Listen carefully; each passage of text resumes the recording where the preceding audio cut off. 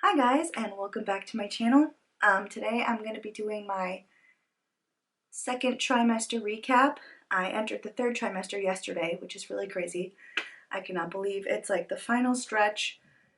When I think of April, it feels like far, far away, like next year, next season. But when I think that I'm 28 weeks and Evie was born, I think in like the late 38, like pretty much 39. This time around, I'm feeling a little bit like, stay cooking. I'm fine with that. We have my cat Sushi in the back. She was not content to wait outside. So for this second trimester, I actually planned on making this video. So I did take notes throughout the weeks and kind of like tried to write down some things that I thought were interesting or just different, or like various weeks that they happened. So I'm just gonna go through some of the symptoms and things that I had during this time. One thing that I will say, which I'm feeling right now, is I'm just out of breath. The out of breathness has really been coming in hot the last like month or so. It's kind of been for a while, but like a lot now. Like I come up the stairs and I feel like I just ran a mile. And not exactly a great feeling to have, but at least I know it's pretty much because there's a baby cooking. But also, I think where she is higher. Actually, a lot of people have thought it's Sushi. A lot of people have been like, oh, you're having a boy, right? You're just carrying in the front like a basketball. I'm like, no, actually, it's a girl. But yeah, she is like right out there, right up there, and I feel like that's contributing as well to my out of breathness. So like I said, I took notes on my phone, so I'm going to look at them to remind myself of what happened this trimester. So around 18 and a half weeks is when I would count that I started feeling her move. I think I mentioned this in my previous trimester recap. In the beginning especially, I just felt very gassy. So when I started feeling her move, I kind of just assumed that it was gas. I realized that it probably wasn't gas when it was just like random times. And not like a time that I would feel that way otherwise. I started feeling her move, and it wasn't until like probably 22 weeks or something that I was really like, oh, that's like a kick, that's a thing. But I definitely felt some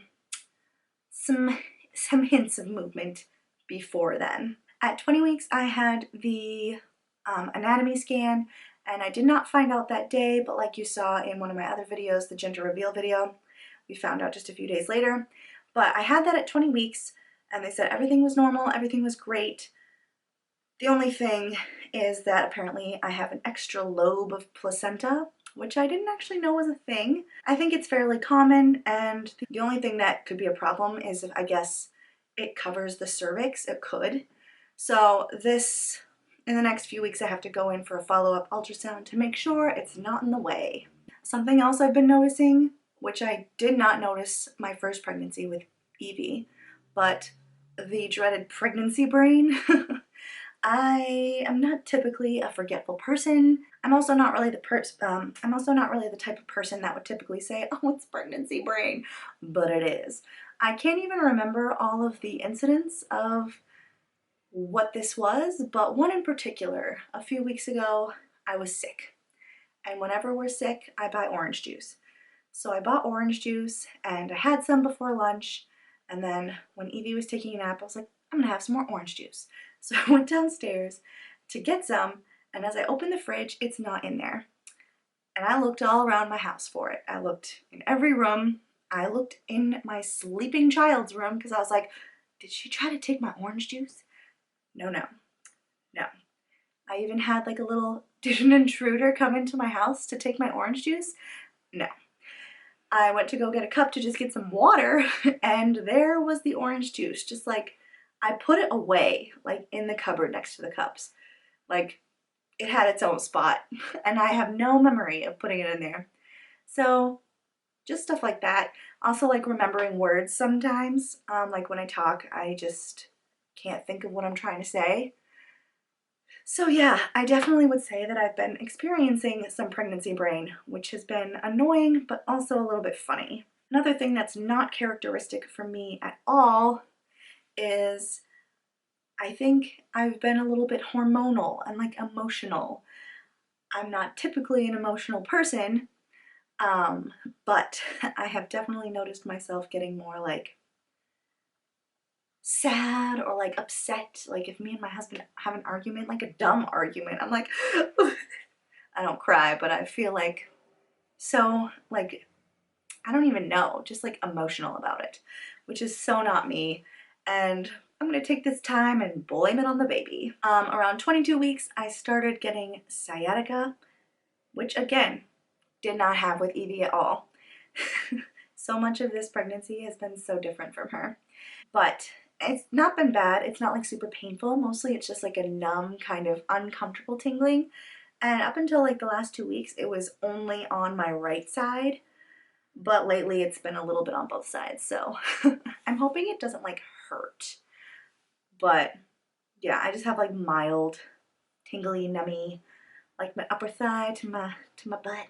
It's really great. Around 25 weeks, one thing that I've just been consistently wanting and loving, which I always do, but like more than usual, I have been loving spicy foods. I put red pepper flakes on all my food or like hot sauce, but around 25 weeks, I started noticing that my stomach did not feel great from it, just kind of like turbulent and not good.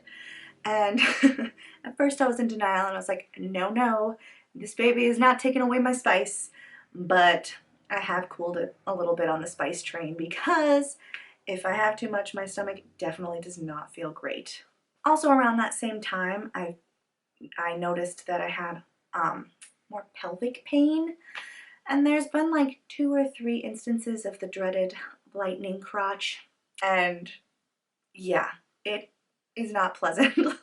But even besides that, like those seconds of time, there were probably 2 to 3 days in a row where I just had like constant, I guess it was kind of like pain, like discomfort, pressury pain, like getting off the couch, pff, the end. But just like climbing stairs, getting up, walking, like it just really hurt and it was really uncomfortable. So thankfully that has not lasted like every day, but it kind of like comes and goes. I'm hoping it does not come and stay, which I know a lot of people have that, so I'm kind of wondering if that's going to be me. But so far it hasn't been too bad, but I've definitely been noticing it. At 27 weeks, which was last week, last Monday, I went in for my gestational diabetes screening. And for some reason, this whole pregnancy, I was so paranoid that I was going to get diabetes. Spoiler alert, I do not have diabetes, so hooray. But I was just so convinced that I was going to have diabetes and that I couldn't have carbs and that I would just like wither away and die. Not really, but I love me some carbs.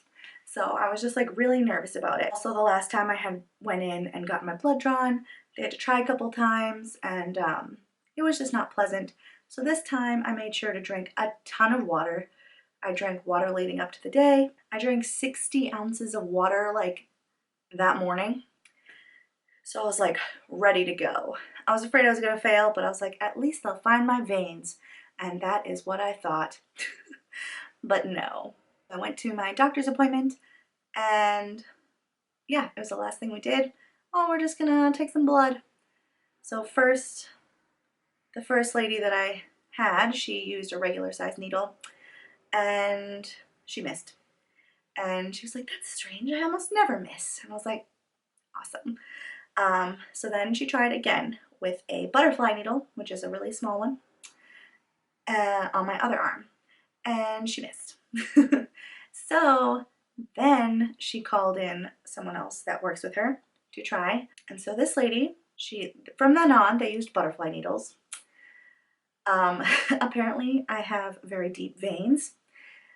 So this lady, she felt all around, you know, she tourniqueted, I think that's what it is, both arms a couple times and was like flicking and having me squeeze and, you know, trying to find one. So she tried in the other arm again, just in the usual spot, and missed. And then she said, oh, you know, I'm gonna try doing it in the hand. I'm not opposed to doing it from the hand. I've only had one, or maybe two. Once when I was a kid, and once after I had Evie. I had an IV put in my hand because, again, they tried to find my veins and it wasn't great. At least with Evie though, I'd had a hemorrhage, so there was a reason. But for this time, it was the hand again. So she tried one hand. She like felt a really good vein. She put in the needle. She got, I guess, flashback, but then no blood. And I was just like, no, because this was the fourth time. And in the hand, it really hurts, even with a tiny needle. So then I was just like, oh, and I was getting like nervous sweats. It didn't really hurt too bad, and I had Evie with me, so I was like, oh yeah, it's fine. No pain. Like, this is great. Because I just don't want her to be like, you know, traumatized from watching me get poked and poked and poked. So then she's like, all right, I'm going to try in your other hand, but if we don't get it today, we're going to have to schedule you to do it again.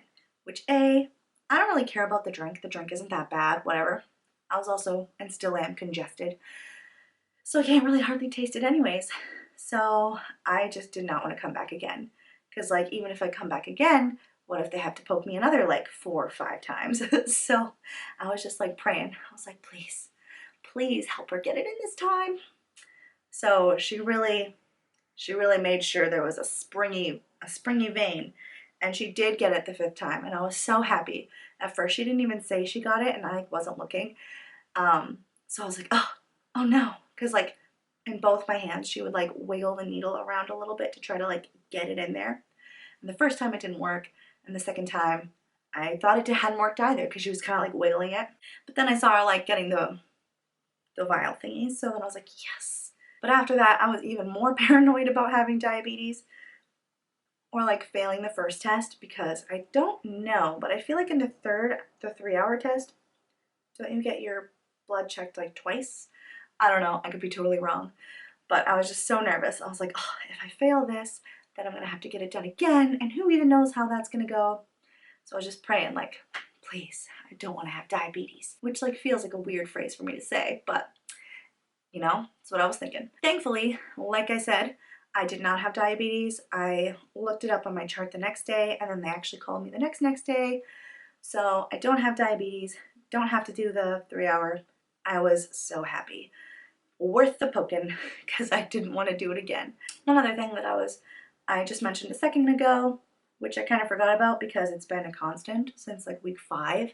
But yes, I'm still congested. I have gotten probably 4 colds in the past like month and a half. And sometimes I'm like, is it the same cold that just keeps coming back and punching me in the face? For me, colds 99% of the time go instantly to my sinuses. I don't get a runny nose, I just get like sinus pressure, sinus everything, doom. So yeah, it's kind of just been almost like a week on, a week off sort of scenario. And then because I have pregnancy rhinitis, I almost can't really tell if it's gone because I'm still congested. So right now I'm congested. I'll probably be congested until after this baby. But it's not been fun. I'm almost used to it in a way, which is also not fun, but whatever. Just in general, I've noticed I've had more hormonal acne and even just like random pimples. I don't really get acne or pimples very often at all, but hormonal ones I've noticed more around like this region. Every so often I'll have like a couple. They're usually really small and it's not like, oh no, I need to hide in my house levels, but I just don't like them. And I've just had even a couple in like weird spots, like on my face or like, I don't even know, spots that I never get them. I've definitely had a little bit more of that.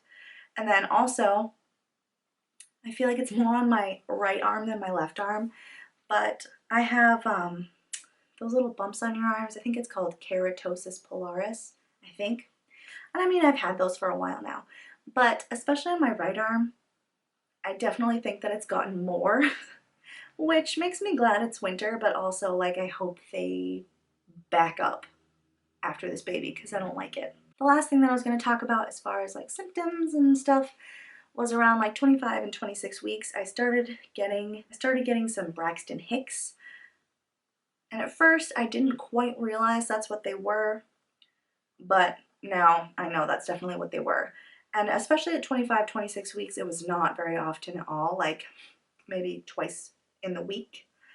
Um, but it just felt like tight in my stomach and just kind of like uncomfy. And I'm already out of breath, but like I feel like it almost made me a little more out of breath. Yeah, they've definitely happened a little bit more. Now, a few weeks later from that, I wouldn't say they're often. Sometimes it's hard for me to tell how long they are. My camera just shut off and said it was too hot, so I better wrap this up quickly. Yeah, so I've just been noticing some Braxton Hicks, and it's been kind of uncomfy. And it's sometimes hard to tell like how long they are because if they seem to come in waves. So I'll just have like an hour where I just feel like kind of uncomfortable. Not consecutively like the whole hour, but it's just a little bit hard for me to tell like that's the end. Oh, here's another one. But that's about it for my symptoms that I can remember that were noteworthy that I wrote down on my phone. One thing that I started, I think at the very end of my first trimester or in the beginning of the second trimester, was I actually switched my care provider from our traditional OBGYN like hospital birth scenario to a birth cottage with midwives. So I'm going to be making a video about that in a little bit. My sister actually had her daughter there last year, and it was a pretty nice place. With Evie, my plan had been to have a natural unmedicated labor in the hospital, and I really tried, and it didn't happen, so I'm gonna try again in this place, which is a totally different atmosphere than the hospital. And I'm excited, but also kind of nervous, so that's partially why I'm like, all right, you can wait until April. Like, I'm not exactly raring to go just yet. Because birth is a little scary. But anyways, I hope you guys liked this video. Please comment and let me know if you have any questions, and I will see you in the next video.